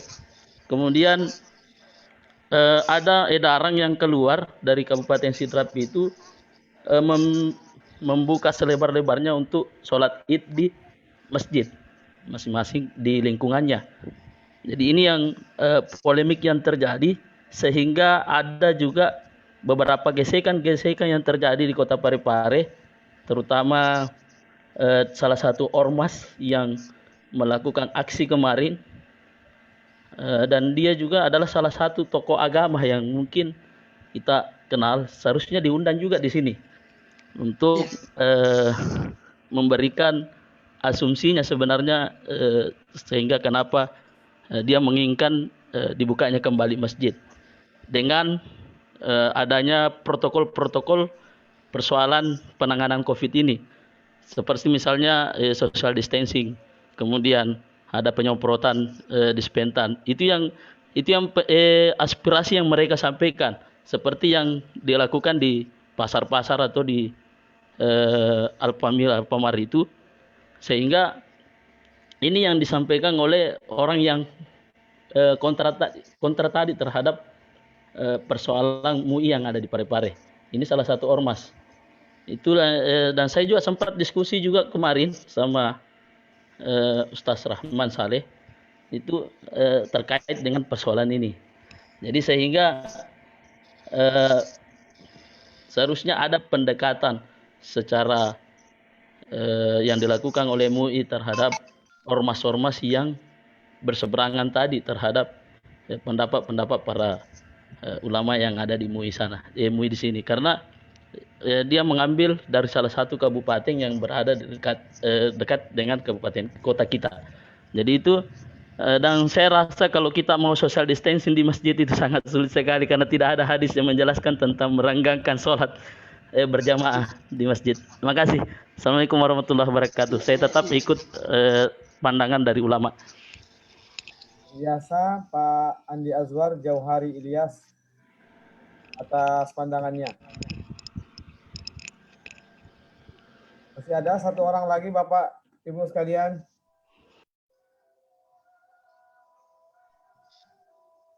Kita tunggu. Ini ada Ibu Rahmawati Ramli atau Andi Fitriani Jolon dengan Fakultas Agama Islam.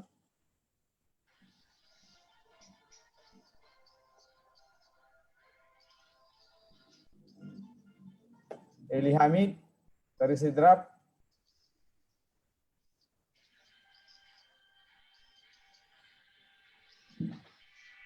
Ya, nampaknya sudah tidak ada lagi yang akan bagaimana Pak Usman Sangkala? Ustadz Usman Sangkala? Ada yang ingin direspon, Pak?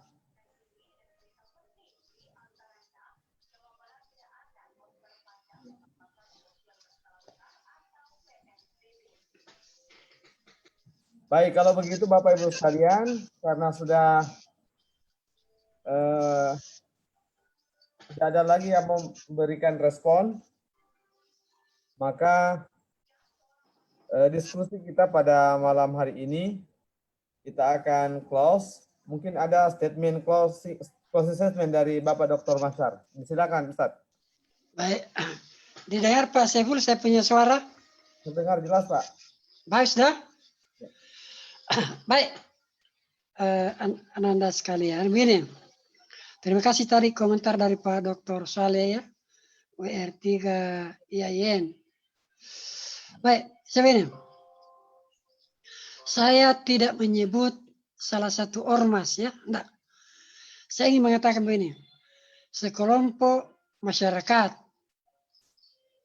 yang membantah Pemda, memaksa Pemda agar melonggarkan.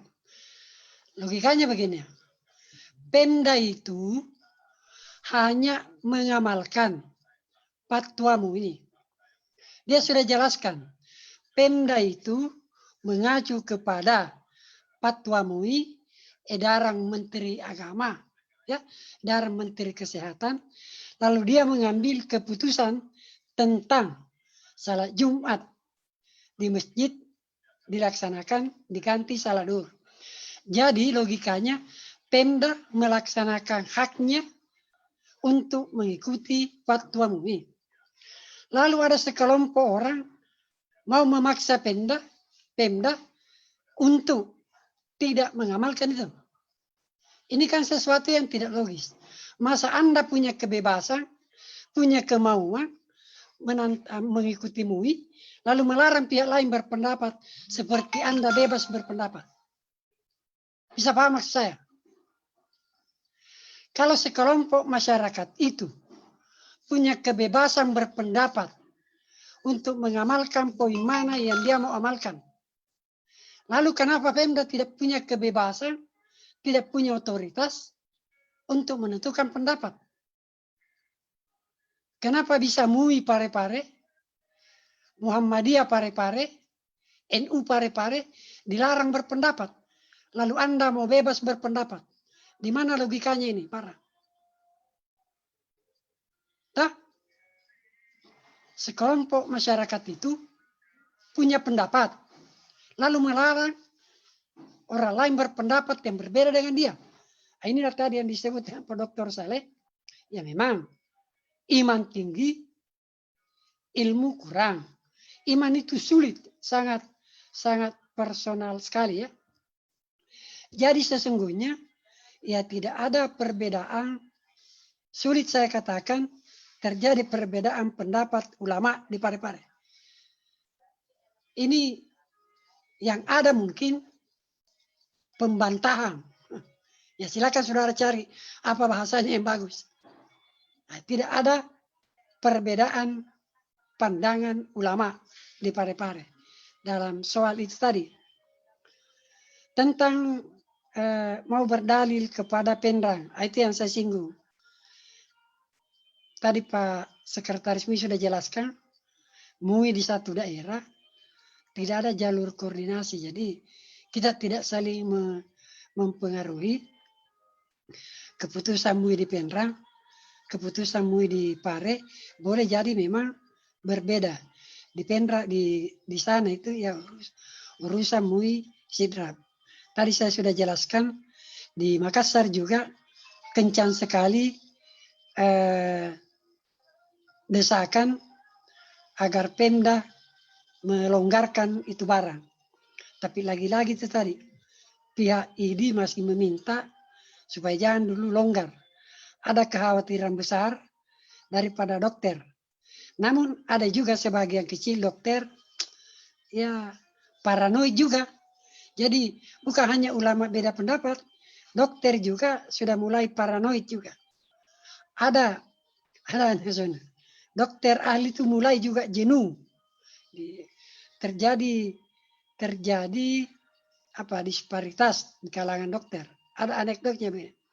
Dokter-dokter ahli juga mulai pada pertama dulu banyak pasien yang ditangani itu rata-rata 20-30 orang per hari bagi dokter ahli yang datang konsul di tempat prakteknya. Setelah COVID, hampir mereka rata-rata dokter itu pensiun. Tidak ada pasien yang mau datang konsultasi. Nah, ini juga membuat ada kejenuhan daripada dokter. Itulah tadi saya bilang, kira-kira memang 1 bulan ke depan akan ada perubahan paradigma tentang COVID ini. Tapi untuk sementara, sebelum ada perubahan paradigma itu, kita ikuti apa yang berlaku sekarang. Nah, itu. Jadi saya tegaskan, kita tidak boleh terpengaruh lah. Kita tidak boleh terpengaruh dengan pendapat MUI yang lain. Nah, itu. Tidak ada kewajiban untuk saling, itu tadi saya bilang, tidak enak, tidak etis antara MUI daerah saling mengomentari. Kalau ada masyarakat begitu, sama dengan orang mengadu itu. Masa kau mau adu ulama pare-pare, kau mau adu ulama sidrap. Ini perbuatan yang tidak baik. Mengadu orang, mengadu ulama. Nah, gitu. Itu komentar saya tentang itu tadi. Jadi janganlah ulama itu kasihan diadu. Nah, itu. Kalau tidak setuju, buat forum diskusi, undang kita majelis ulama, undang diskusi. Nah, itu. Kalau di warga Muhammadiyah itu tidak ada lagi tempat diskusi karena ya semua diharapkan mengikut kepada petunjuk pimpinan pusat. Kalau dia tidak setuju, jangan dikembangkan. Itu menjadi hak pribadi Anda. Kemudian sebagai penutup begini. Iman itu, ya Bapak sekalian, jangan dibayangkan bahwa kualitas iman seseorang karena salat Jumatnya diganti salat duhur. Lalu dibayangkan imannya turun 50 derajat. Jangan dibayangkan begitu. Jangan dibayangkan salat tarawih di masjid, lalu pindah salat tarawih di rumah, lalu imannya turun 50%. Saya kira kita tidak bisa menganut paradigma seperti itu. Karena Islam juga mengajarkan prinsip-prinsip bahwa situasi tertentu, ya, situasi tertentu memang orang dilarang ke masjid.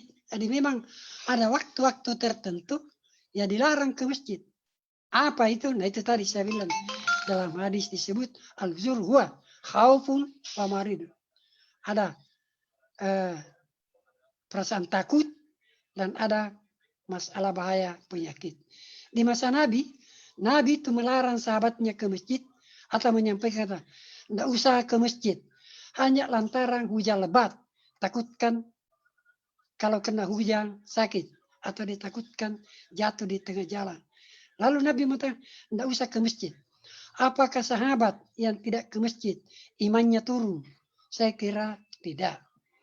Imam Ibnu Hajar Al-Asqalani di sekitar abad 7 Hijriah itu, ketika terjadi pandemi yang wabah yang luar biasa, lalu masyarakat ramai-ramai berkumpul di lapangan untuk berdoa, ya, bersama bermunajat kepada Tuhan. Lalu Ibnu Hajar Al-Asqalani memilih tinggal diam bermunajat di dalam rumahnya.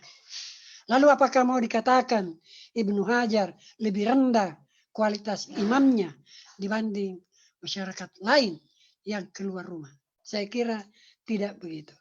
Nah, jadi saya tekankan bahwa diskusi kita kaitannya dengan tuntunan ibadah ini adalah diskusi masalah ibadah, bukan diskusi masalah akidah atau keyakinan.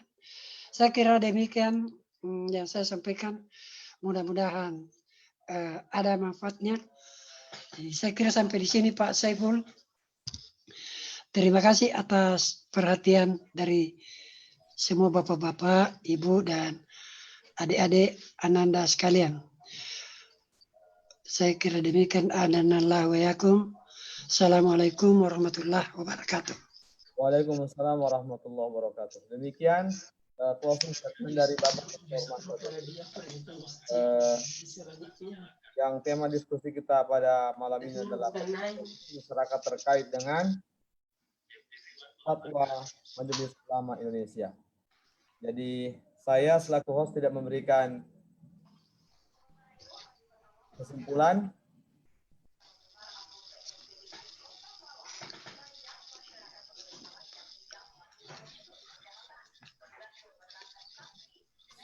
Ya, sebelum kita tutup, Bapak Ibu sekalian, saya menyampaikan bahwa beberapa jadwal pertemuan dan materi kita ke depan, masih ada beberapa kali pertemuan. Insya Allah besok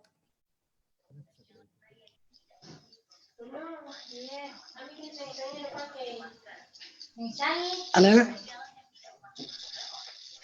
Putus-putus, Pak Saiful? Kenapa itu putus-putus suara? Hilang-hilang suara, Pak Saiful. Jadwal untuk besok. Besok pematerinya adalah Bapak Profesor Dr. Irfan Idris. Iya. Direktur Deradikalisasi Badan Nasional Penanggulangan Terorisme dengan tema potensi terorisme di masa pandemi COVID-19 ini.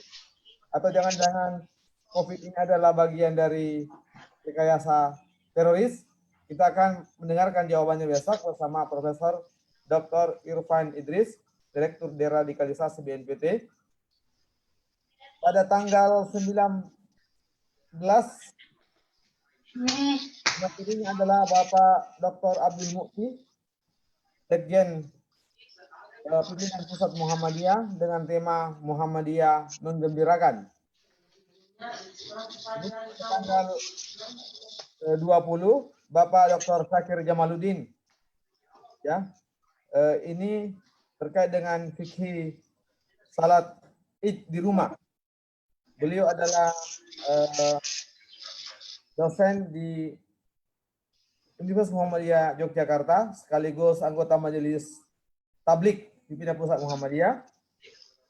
Kemudian pada tanggal 21, panel Kiai Haji Abdullah Renre bersama Profesor Dr. Gagarin Pagalung. Dan malam terakhir tutup oleh Ketua Pimpinan Pusat Muhammadiyah, Bapak Profesor Dr. Haji Haidar Nasir dengan tema Ta'awun untuk Negeri di masa pandemik COVID-19. Itulah semakin mau berakhir, semakin menarik materinya Bapak-Bapak sekalian. Diharapkan lebih untuk memeriahkan dan menggembirakan lagi acara pengajian I'tikaf Ramadan ini. Semoga kita bisa mengambil manfaat yang banyak. Dengan mengucapkan sedikit Ustaz.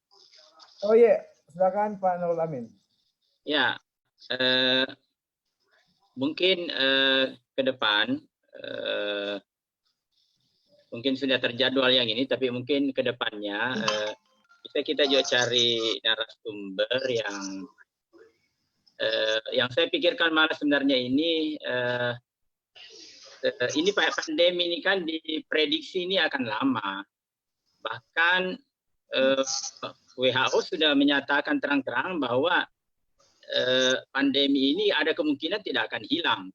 Jadi boleh jadi virus corona ini akan seperti virus flu. Jadi akan menjadi bagian dari hidup kita. Sebenarnya ngeri-ngeri juga sih mendengarnya, tapi ya kalau memang itu sudah menjadi kehendak Allah ya harus kita hadapi.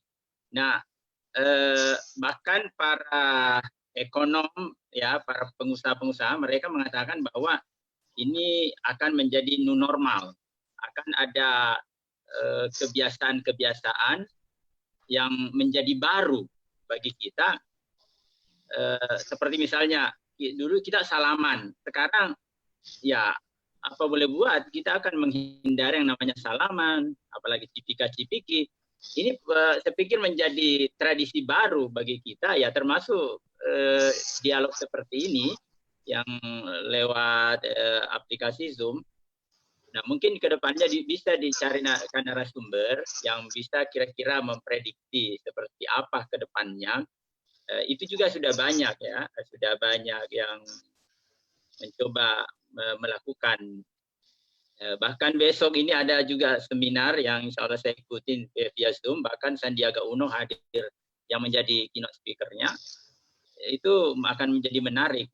Mereka memprediksi bahwa ke depannya itu seperti apa dunia dalam kondisi pandemik COVID-19 ini. Mungkin begitu saran saya supaya kita berkembanglah pemahaman kita tentang pandemik ini dan faktor-faktor yang mempengaruhinya. Karena apa yang dilakukan teman-teman yang demo-demo itu sebenarnya tidak akan mengubah, sementara mereka demo ya virus ini akan terus menjalar dan akan terus mengkontak, menulari orang-orang yang terus berinteraksi. Saya pikir itu sedikit masukan saya, Ustadz. Terima kasih. Assalamualaikum warahmatullahi wabarakatuh. Pak Nurul Amin, jadi masukannya sangat baik sekali. Jadi selesai Lebaran nanti kita buka lagi pengajian, mungkin ya sekali sepekan atau dan sebagainya dengan materi yang bisa memberikan pemahaman pencerahan kepada kita semuanya. Dan saya kira itu, terima kasih. Kemudian usulannya tadi Pak Azwar untuk mengundang yang kontra. Saya kira semua ini sebenarnya informasi tentang pengajian iktikaf ini telah di-share ke semua ke semua sosial media termasuk di Facebook. Jadi siapa saja boleh masuk, baik yang pro atau yang kontra. Silakan untuk memperkaya kita bagaimana bisa berdiskusi, berdialektika. Saya kira itu kami, terima kasih atas masukannya. Mari kita tutup bersama-sama pengajian kita ini. Ya, sampai di sesi akhir jumlah peserta kita 32 orang. Alhamdulillah dari 70 tadi. Kita tutup dengan membaca kafaratul majelis. Subhanakallahumma bihamdik, asyhadu an la ilaha illa anta wa astaghfiruka wa atubu ilaik. Mohon maaf atas segala kekurangan. Wassalamualaikum warahmatullahi wabarakatuh.